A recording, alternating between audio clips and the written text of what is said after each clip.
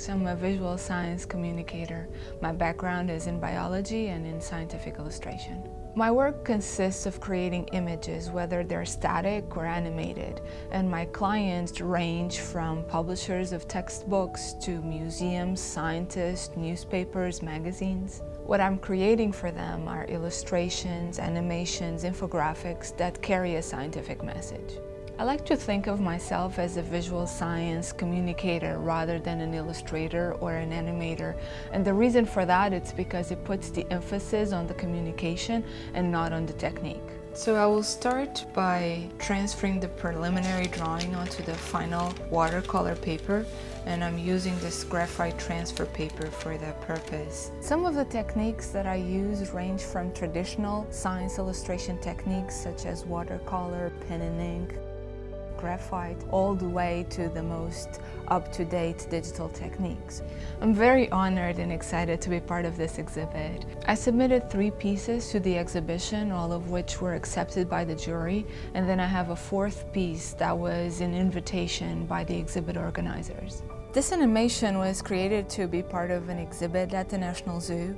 It is an electric fishes exhibition and it has several live specimens on display. And the purpose of the animation was to explain why the internal anatomy of electric eels is different than non-electric fishes. I'm preparing the illustration assets in Photoshop that then get imported into After Effects for animation. This infographic is about leafcutter ants and how they developed agricultural practices similarly to men. I learned the technique for making this infographic from Fernando Batista at National Geographic magazine. And it consists of sculpting the main element and perhaps some secondary elements out of polymer clay and then optionally painting these sculptures. They then get photographed, the background may also be hand painted, and then it's all brought into the digital environment where the rest of the infographic develops over. This piece is a digital 3D model of an ant. These ants are arboreal, so they live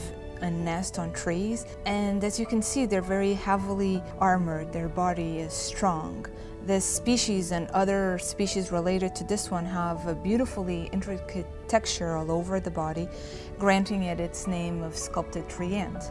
This is Skin and Bones, a mobile app that we developed as a companion app to the Bone Hall exhibit at the Smithsonian's National Museum of Natural History. The app includes videos, activities, and augmented reality content, meaning that some of those skeletons get fleshed out or they even come to life just in front of your eyes.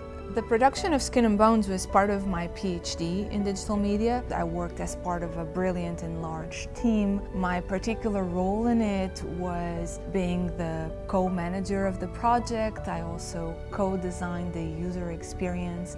I designed the user interface, and I developed all the 3D assets included in the augmented reality content. Many people are not even aware that science illustration can be a career path.